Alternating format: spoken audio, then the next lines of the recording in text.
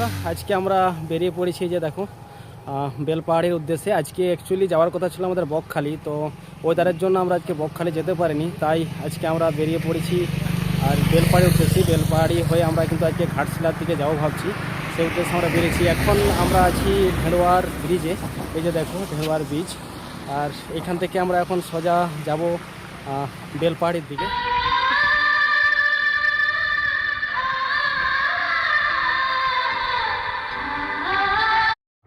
ঢেঁড়ুয়ার bridge পেরিয়ে আমরা চলে এসেছি এখন বৈতাতে। তো আমরা ঝাড়গ্রাম হয়ে যাচ্ছি না, এই রাস্তাটা দেখতে পাচ্ছি এটা সোজা চলে গেছে দহিজুড়ি। দহিজুড়ি হয়ে আমরা যাব, কিন্তু রাস্তার কন্ডিশন দেখো, দহিজুড়ি যাওয়ার পথে যে রাস্তা, আমরা এসে অনেক ভুল করে ফেলেছি, সোজা না আসলেই ভালো হতো, তো চলে এসেছি, আমরা যেতেই হবে, অনেক খাল বিল পুকুর পেরিয়ে যেতে হবে। দেখো কন্ডিশন, রাস্তার কাজ মনে হয় টোটালি হয়নি অনেক দিন থেকে, তাই এই অবস্থা।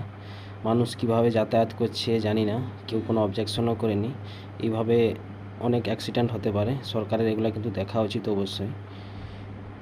আমরা এখন চলে এসেছি দহিজুড়িতে। দহিজুড়ি থেকেও দুটো রাস্তা ডিভাইড হয়েছে, একটা চলে গেছে পরিহাটি দিয়ে, একটা চলে গেছে বিনপুর দিয়ে। তো আমরা যাওয়ার পথে ভাবছি ওই পরিহাটি দিয়েই যাব।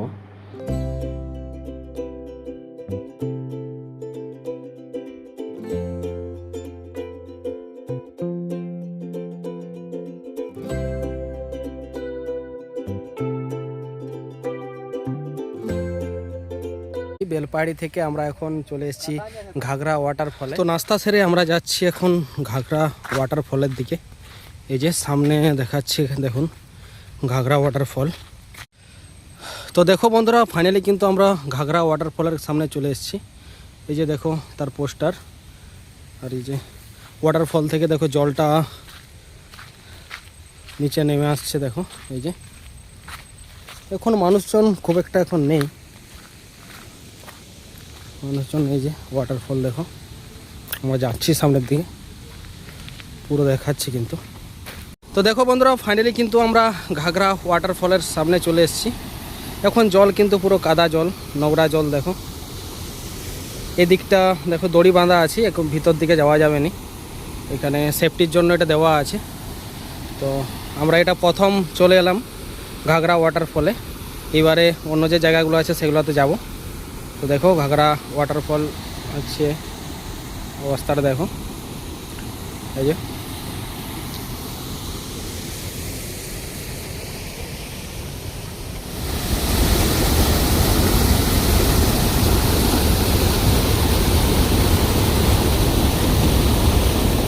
You have arrived at Tarafani Barrage. তো বন্ধুরা, আমরা ঘাগরা জলপ্রপাত থেকে এখন সোজা চলে এসেছি তারাফেনী ব্রিজের সামনে। এই যে এখানে একটা বাঁধ আছে, দেখো জল কিন্তু বাঁধানো আছে এখানে। আর সেই ঘাগরা যে জলপ্রপাত, সেই জলটাই কিন্তু এই সোজা হয়ে আসছে গিয়ে এখানে একটা বাঁধের মধ্যে দেখো আটকানো আছে। বড় পোস্টার আছে, ওয়েলকাম টু তারাফেনী ব্রিজ দেখো। আর এইখানে একটা পোস্টার দেওয়া আছে, মামুনডিহা 2 কিমি, আর বেলপাহাড়ি 8 কিমি, ঘাগরা হচ্ছে 5.5 কিমি। এটা হচ্ছে তারাফেনী দেখো। তো পুরো লোকেশনটা আমি দেখাচ্ছি তোমরা দেখো। গেটগুলো কিন্তু এখন বন্ধ অবস্থায় আছে, এই দিকটাতে গেট ছাড়া নেই, পুরো বন্ধ আছে। দেখো এই হচ্ছে তারাফেনী বাঁধ দেখো, এই খুব সুন্দর পরিবেশ। তো এখন আমরা যাচ্ছি কেতকি লেক। কেতকি লেক যাওয়ার রাস্তায় আমরা যাচ্ছি কিন্তু। তো যেতে যেতে দেখো কেতকি লেক ঢোকার আগে রাস্তার অবস্থা দেখো খুবই খারাপ, গাড়ি ফেঁসে গেছিলো এখানে, কোনো রকমে আমরা এখান থেকে তুলে নিয়ে গেছি। দেখো চাকা কিন্তু পুরো ফ্রি ঘুরছে এখানে, এই অবস্থায় কোনো রকমের গাড়িকে আমরা নিয়ে গেছি এখান থেকে কেতকি লেক দেখার জন্য। এবারে চলো কেতকি লেকের ভিউটা দেখাই তোমরাকে। ভালোবাসি আমরা দুজন দুজনকে,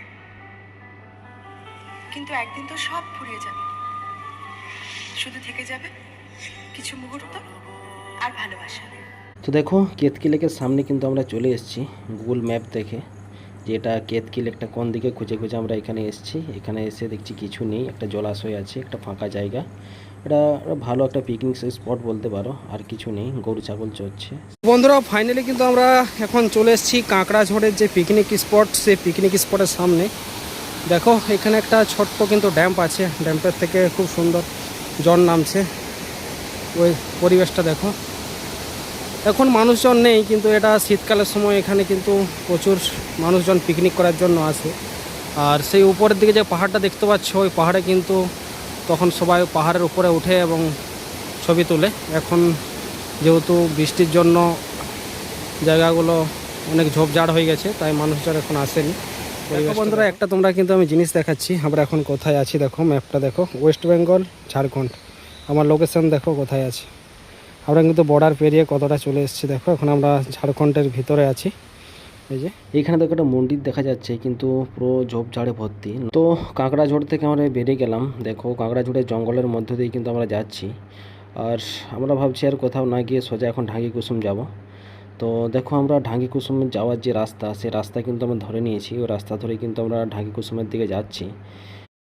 এখন আমরা ঢাঙ্গি কুসুমের যে পিকনিক স্পট, সেই জায়গাতে চলে এসেছি। আর এটা হচ্ছে একটা পার্কিং এরিয়া, এখানে গাড়ি ফাড়ি রেখে আমরা কিন্তু যাব ভিতর দিকে, গাড়িটা আমরা এখানে। তো বন্ধুরা, ফাইনালি কিন্তু আমরা চলে এসেছি ঢাঙ্গি কুসুম ওয়াটারফলসের কাছে।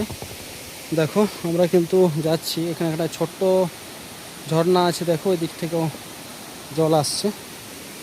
রাস্তাটা দেখো, এই যে এই রাস্তা দিয়ে কিন্তু যেতে হবে। এখানে যে জলপ্রপাতটা আছে সেটা দেখার জন্য আমি যাচ্ছি সোজা হয়ে।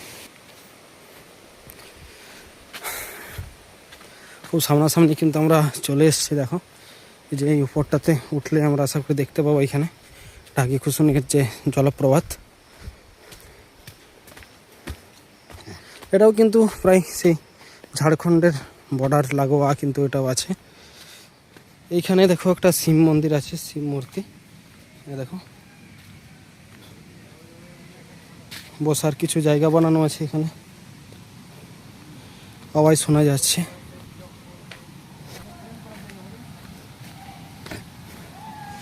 দেখো দাদু কিন্তু চলে এসছে। ঢাঙ্গি কুসুম যে বিখ্যাত জলপ্রপাত, সেই জলপ্রপাতের সামনে কিন্তু আমরা চলে এসেছি। তো দেখো এই হচ্ছে ঢাঙ্গি কুসুমের বিখ্যাত জলপ্রপাত।